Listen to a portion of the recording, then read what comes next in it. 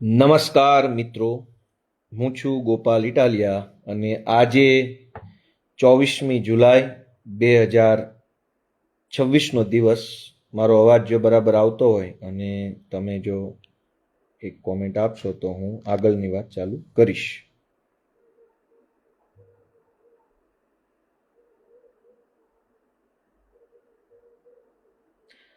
દોસ્તો, છેલ્લા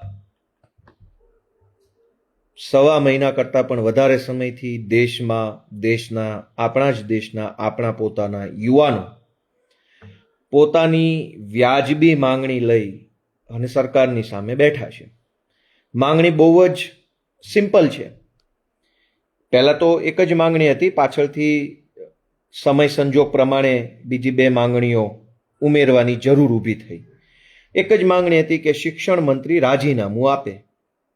શિક્ષણ મંત્રીને બચાવવા માટે થઈ રેલવે સ્ટેશનો બંધ કર્યા, આખા દેશની આર્મી ઉતારી દીધી, ગોળીઓ મારી, પેલેટ ગન, દંડા માર્યા, મહિલાઓ સાથે બદતમીજી કરવામાં આવી. માત્ર એક શિક્ષણ મંત્રીને બચાવવા માટે બધું જ કર્યું, પણ દેશના કરોડો લોકોનો અવાજ ન સાંભળવામાં આવ્યો. અને આવું થયું એટલે બીજી માંગણી ઉમેરાઈ કે ભાઈ, જે આંદોલનકારીઓ છે, વિરોધ પ્રદર્શન કરનારા આપણા દેશના યુવાનો છે, એની સામે આકરા પગલાં ન લેવા, પોલીસ કાર્યવાહી ન કરવી, કેસ ન કરવા, અને કર્યા હોય તો એમાં હેરાન ન કરવા. આ માંગણી ઉમેરાઈ. અને છેલ્લા 10 વર્ષમાં 1.25 લાખ વિદ્યાર્થીઓએ આત્મહત્યા કરી છે. આ સરકારનો આંકડો છે, NCRBનો, નેશનલ ક્રાઇમ રેકોર્ડ બ્યુરો. છેલ્લા 10 વર્ષમાં શિક્ષણ વ્યવસ્થાની અંદર રહેલા ખામીના કારણે 1.25 લાખ વિદ્યાર્થીઓએ આ દેશમાં આત્મહત્યા કરી છે. 1.25 લાખ યુવાનો, આ દેશના હોનહાર. હવે જે ઠોઠ વ્યક્તિ હોય એ કોઈ આત્મહત્યા નથી કરવાનો. આત્મહત્યા તો જે માણસ હોશિયાર હોય, ટેલેન્ટેડ હોય, જેને ભરોસો હોય કે હું કંઈક કરી બતાવીશ, અને એની તક છીનવાઈ જાય પેપર લીકના કારણે કે ભ્રષ્ટાચારના કારણે, તો એને આઘાત લાગે. બાકી જેને ભણવું નથી કે જેને કંઈ જીવનમાં કંઈ આગળ વધવું નથી, એને કંઈ ટેન્શન નથી હોતું. તો દોસ્તો, આપણા દેશના યુવાનો જ્યારે આંદોલન ઉપર બેઠા ત્યારે આખી ભાજપની ટોળકી વત્તા આખા દેશના ટીવી વાળા, આ બધાએ એક જ સ્વરે એક ઇકોસિસ્ટમ બનીને, ગેંગના સભ્યો બનીને એકબીજાના આપણા દેશના યુવાનોની માંગણીને અને યુવાનોના આંદોલનને ખરાબ ચિતરવાની કોશિશ કરી કે આ વિદેશથી ફંડ આવે છે, આ લોકો એજન્ટો બની ગયા છે, દેશને તોડવા માગે છે, આ લોકો દેશના ભાગલા કરવા માગે છે, આ લોકો રાજનીતિ કરે છે, આ લોકો સરકાર ઉથલાવવા માગે છે. અરે આ શું વાહિયાત વાતો છે? જ્યારે દેશમાં કોઈ મુદ્દો બને અને જનતા આંદોલન ઉપર આવે એટલે ભાજપની ટોળકી, કહેવાતા કુબુદ્ધિજીવીઓ, કહેવાતા પથ્થરકારો અને ગોદી મીડિયા, આ બધા જ લોકો આંદોલનને ખરાબ ચિતરવામાં લાગી જાય. થોડાક વર્ષો પહેલા ખેડૂતોનું આંદોલન થયું હતું 3 કાળા કાયદાની વિરુદ્ધમાં. ત્યારે પણ કહેવાતા કુબુદ્ધિજીવીઓ, પથ્થરકારો અને ગોદી મીડિયા બધા એક સાથે, આ ખેડૂતો નથી, ખેડૂતોની આડમાં રાજનીતિ થઈ રહી છે, વિદેશથી ફંડ આવે છે, સોરોસનું ફંડ આવે છે, ડીપ સ્ટેટ એજન્ટ છે, વગેરે વગેરે વગેરે. વિદ્યાર્થી આંદોલન થયું તો પાછા બધા પથ્થરકારો, બધા ગોદી મીડિયા અને કહેવાતા કુબુદ્ધિજીવીઓ, આ બધા જ લોકો, વિદ્યાર્થીઓ, વિદેશથી પૈસા આવે છે, વિદેશના હાથો બન્યા છે, ડીપ એજન્ટ છે, સોરોસના પૈસા આવે છે. જ્યારે દેશમાં આંદોલન થાય એટલે તરત જ એક ટોળકી આખી ઉતરી પડે કે આ બધા લોકો છે એ દેશના ભાગલા પાડવા માંગે છે, આ લોકો દેશ તોડવા માંગે. એટલે ભાઈ, દેશ કઈ શું કઈ પ્લાસ્ટિકના રમકડા છે તોડી નાખશે? આ દેશ શું કઈ લાકડાનું ટેબલ છે તોડી નાખશે? આ દેશ શું કઈ ખુરશી છે તો તોડી નાખશે? શરમ નથી આવતી ભાજપના બધા અંધભક્તોને આવું બોલતા? અને ભાજપ પાર્ટી ક્યાં દૂધે ધોયેલી પાર્ટી? ભાજપનો જન્મ જ આંદોલનોમાંથી થયો. ભાજપે કઈ ઓછા આંદોલન નથી કર્યા. એણે આખો દેશ માથે લીધો હતો. નાની વસ્તુની અંદર આંદોલન ઉપર ઉતરી જતા હતા, નાની વસ્તુઓમાં, હા, ક્ષુલ્લક વસ્તુઓમાં. અને આજે જ્યારે ભાજપની સામે સ્વાભાવિક રીતે દેશના યુવાનો આંદોલન કરે છે તો 1 મહિના સુધી પથ્થરકારોએ, દેશના કુબુદ્ધિજીવીઓએ અને ગોદી મીડિયાએ 1 મહિના સુધી ઇગ્નોર કર્યા યુવાનોની શક્તિને, યુવાનોની પીડાને, યુવાનોના આક્રોશને ઇગ્નોર કરવામાં આવ્યો, ટોટલી ઇગ્નોર. કોઈ બતાવ્યું જ નહીં. પણ યુવાન તો યુવાન છે, એની શક્તિને ક્યાંય રોકી શકાતી નથી. આખરે સરકારે ઝૂકવું પડ્યું, થોડું ઘણું ઝૂકી નહીં. તે લોકો હજુ છેતરે છે.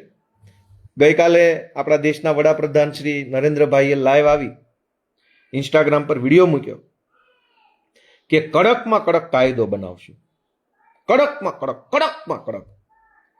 એવો જ કડકમાં કડક, એનાથી કડક કાયદો દારૂબંધીનો ગુજરાતમાં બનાવ્યો જ છે ને. નરેન્દ્રભાઈએ જ બનાવ્યો છે કડક કાયદો. જૂનો તો હતો ઢીલો, પછી એને કડક કર્યો. ફેવિકોલ નાખી, અંબુજા સિમેન્ટ નાખી, હાથી સિમેન્ટ નાખી, અલ્ટ્રાટેક નાખીને કાયદો દારૂબંધીનો એવો કડક કર્યો કે ભાવ વધી ગયા. જે બોટલ 600-700 મળતી હતી એ 1500-2000 થઈ ગઈ. કડક કાયદાના નામે દેશના યુવાનોને છેતરનારી ટોળકી ભાજપની છે, એને ઓળખો. કાયદો પહેલા મને યાદ છે 2017માં અલ્પેશભાઈ ઠાકોરે આંદોલન કર્યું દારૂબંધીની વિરુદ્ધમાં. ત્યારે 17ની અંદર એક એમેન્ડમેન્ટ લાવવામાં આવ્યું, કાયદામાં સંશોધન, સુધારા બિલ કહેવાય જેને. અને એ વખતે સરકારે એવો દાવો કર્યો કે કાયદા એટલો કડક કર્યો કે હવે ખેર નથી. અને આજે શું હાલત છે લ્યો, ગાંધીનગર સચિવાલયમાં હોમ ડિલિવરી મળે એવી માહોલ છે અત્યારે. તો કાયદો કડક કરી નાખવાથી કઈ થઈ નથી જવાનું. ઈરાદો કડક કરો, દાનત કડક કરો, વિદ્યાર્થી પ્રત્યેની તમારી સંવેદનાઓને કડક કરો, તો કંઈક ફરક પડશે. ખાલી કડક કાયદાથી શું છે? પોલીસ જ્યારે સાચા આરોપીને પકડશે જ નહીં તો કડક કાયદો શું કરી લેશે? અત્યારે ગુજરાતની પરિસ્થિતિ જુઓ કે દારૂબંધીનો કાયદો કડક હશે અથવા છે, પણ વેચવાવાળા નહીં પકડાય, ખાલી પીવાવાળા જ પકડાય. તો કડક કાયદો શું કરી લેશે? ચાલો, કાયદો તો ખૂબ કડક છે, પણ માત્ર પીવાવાળા પકડાય છે, વેચવાવાળા તો નથી પકડાતા. તો કાયદો કડક કરો તો પેપર ફોડવાવાળા નહીં પકડાય.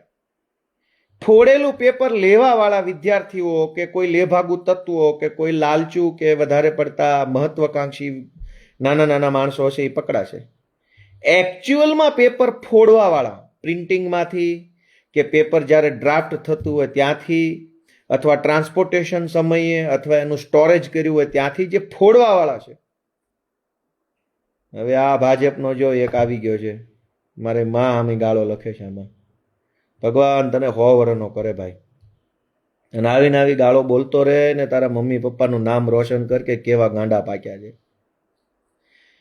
તો કાયદો કડક, પણ કાયદાનો અમલ કડક નહીં થાય તો એની શું? જો કાયદો તો ચોપડીની અંદર લખેલો પડ્યો છે, એનો અમલ કરાવનાર કાયદાની ચોપડી સજીવ નથી, કાયદાની ચોપડી નિર્જીવ છે.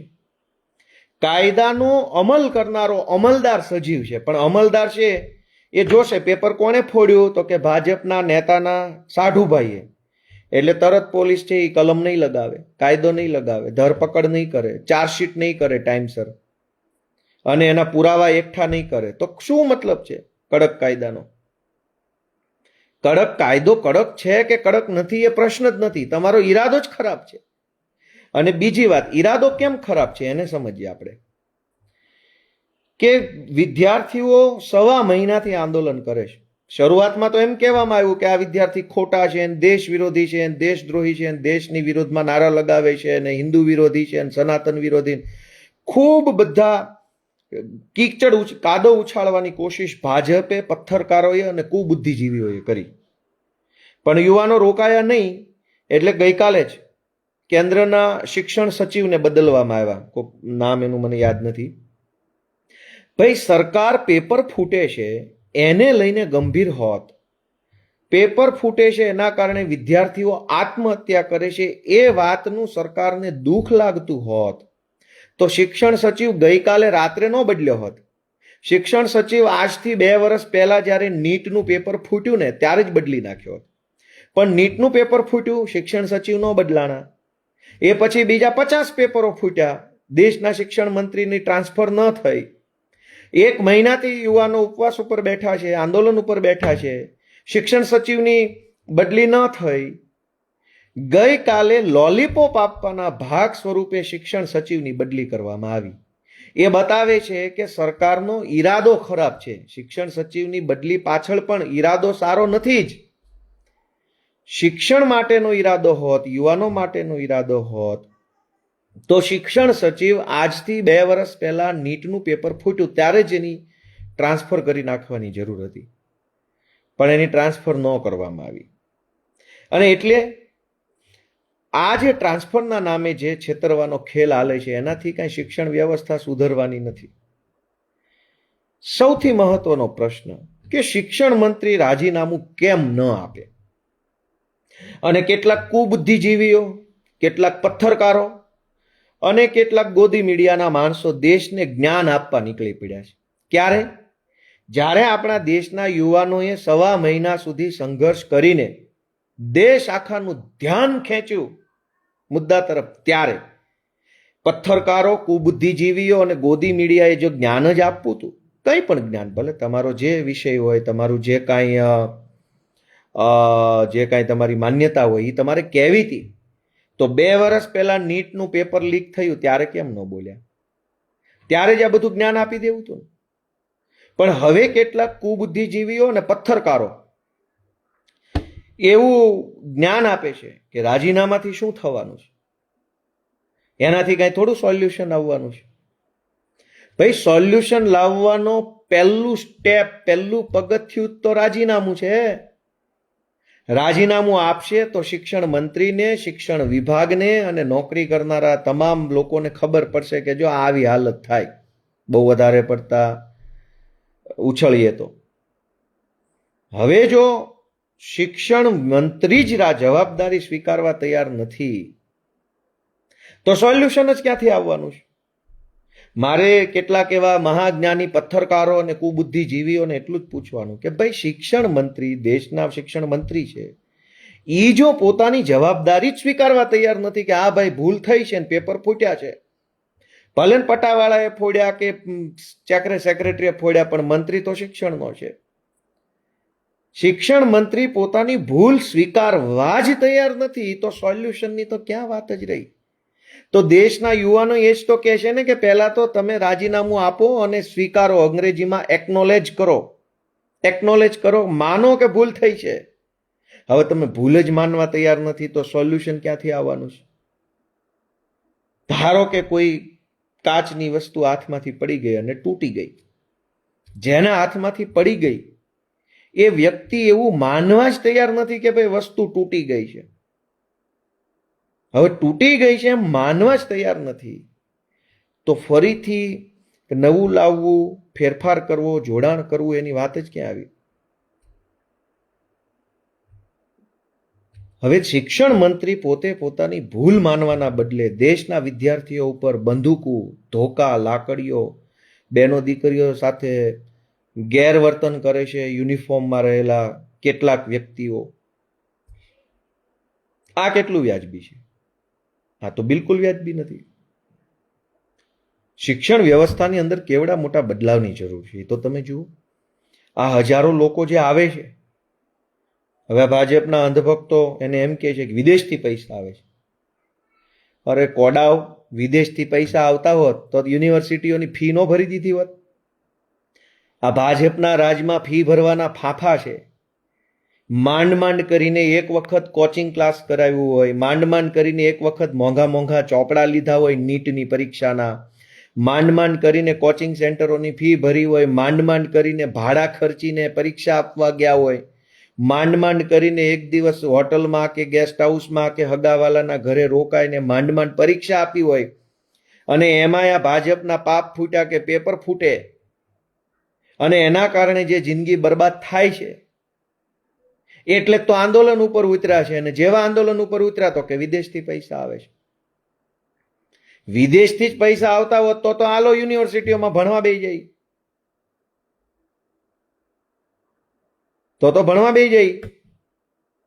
પણ વિદેશથી પૈસા આવે છે, વિદેશથી પૈસા આલે. આ કાકા ભણવાના પૈસા નથી.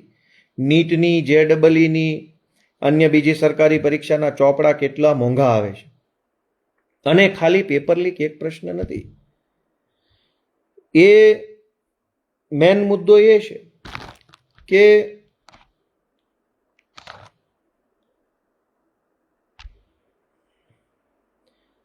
આજે દેશના વિદ્યાર્થીઓ હજારો પ્રશ્નો સામે ઝઝૂમી રહ્યા છે. જેમ કે પ્રાઇવેટ શાળાઓ, પ્રાઇવેટ કોલેજો, ખાનગી કોચિંગ ક્લાસો, આ બધાનું એક આખું ગઠબંધન છે. એડમિશનના નામે લૂંટ, સિલેબસના નામે કેટલી બધી લૂંટ, યુનિફોર્મ, આ તે, હજારો ટેન્શન, હજારો પ્રકારના તણાવમાંથી એક વિદ્યાર્થી પસાર થાય છે ત્યારે માંડ ક્યાંક પહોંચે છે. અને દેશની સરકારને હજુ પણ એટલી શરમ કે ચિંતા નથી, હજુ એટલી શરમ નથી કે ભાઈ એક શિક્ષણ મંત્રીનું રાજીનામું લઈ લો તો ક્યાં દેશ ભાંગી જવાનો છે. દેશના કરોડો યુવાનો જ્યારે એમ કહે છે કે જવાબદારી સ્વીકારો, આ તમારાથી આ થયું છે, તો રાજીનામું નહીં લેવાનું. તકલીફ શું છે રાજીનામું આપવાથી? અને આ દેશમાં આ કઈ થોડું ઇતિહાસની પહેલી વખત રાજીનામું છે. દેશના ઇતિહાસમાં અનેક પાર્ટીના અનેક નેતાઓએ અનેક વખત રાજીનામા આપ્યા છે. નવી ચૂંટણીમાં ફરીથી જીતે તો ફરીથી બને, એ પછીનો વિષય છે. હાલ આપવામાં શું એને એટલો બધો અહંકાર છે કે રાજીનામું નહીં આપીએ, ગોળીઓ ચલાવવી, દંડા મારવા, જેલમાં પૂરવા, એફઆઈઆરો કરવી, પણ રાજીનામું નહીં આપે. અને આપણા દેશની વ્યવસ્થામાં બેઠેલા લોકો તો જુઓ. છેલ્લી વાત કરીને મારી વાત પૂરી કરું કે અંગ્રેજો આ દેશમાં આવ્યા ત્યારે કઈ 1 લાખ, 2 લાખ, 5 લાખની સંખ્યામાં નહોતા આવ્યા. અંગ્રેજો તો મુઠ્ઠીભર માણસો વહાણમાં બેસી અને દરિયો ખેડતા ખેડતા દેશમાં આવ્યા. પછી અંગ્રેજો પાસે પોલીસ હતી, અંગ્રેજો પાસે જેલ હતી, જેલર હતા, બધું જ હતું. એ કોણ હતા? એ થોડા કાંઈ બ્રિટનથી કે ઇંગ્લેન્ડથી લાવ્યા હતા. એ આયના જ હતા. અહીંથી એને એટલા માણસો મળી રહ્યા જે અંગ્રેજોની પોલીસમાં પોલીસવાળા બન્યા. કોઈ અંગ્રેજોની જેલનો જેલર બન્યો, કોઈ અંગ્રેજોનો સિપાહી બન્યો, કોઈ અંગ્રેજોનો સૈનિક બન્યો. પછી અંગ્રેજોએ કીધું કે બેટા આવ, જાઓ, મારો ભારતના લોકોને, તો માર્યા. કાંઈ અંગ્રેજો ત્યાંથી 1 લાખ પોલીસવાળા લઈને અહીંયા નહોતા આવ્યા. 200-500 અંગ્રેજો આવ્યા હતા એવું ઇતિહાસમાં લખ્યું છે. આ દેશની સરકાર પણ જુઓ, ભારતના બાળકોને મારવા માટે કોઈ પાકિસ્તાનથી પોલીસ નથી આવી. ભારતની જ અંદર રહેલા ભારતના જ માણસો ભારતના બાળકોને મારે છે. શું કામ? કે ભારતના બાળકો ભારતની અંદર રહીને ભારતની સરકાર પાસે પોતાનો અધિકાર માગે છે, તો ભારતની જ અંદર એને મારવામાં આવે છે. તો સરકારી તંત્રમાં બેઠેલા લોકોની એટલી શરમ આવવી જોઈએ કે આ બાળકો આપણા છે, એની માંગણી વ્યાજબી છે. એ બીજું કંઈ નહીં, એક રાજીનામું માગે છે. સામાન્ય સિમ્પલ 3 લીટીનું એક કાગળ લખો એટલે રાજીનામું. એવું તો ક્યાંય છોકરાઓ એવું નથી કહેતા કે આખી સરકાર રાજીનામું આપી દે, એવું તો નથી કહેતા. એક મંત્રી માત્ર રાજીનામું આપે, આટલી સિમ્પલ વાત. અને સામે સરકારનો કેવડો મોટો અહંકાર. સરકારની અંદર જો આટલો અહંકાર હોય તો આપણો દેશ પ્રગતિ કેવી રીતે કરશે એ આપણે બધાએ વિચારવાનું છે. જય જય ગરવી ગુજરાત.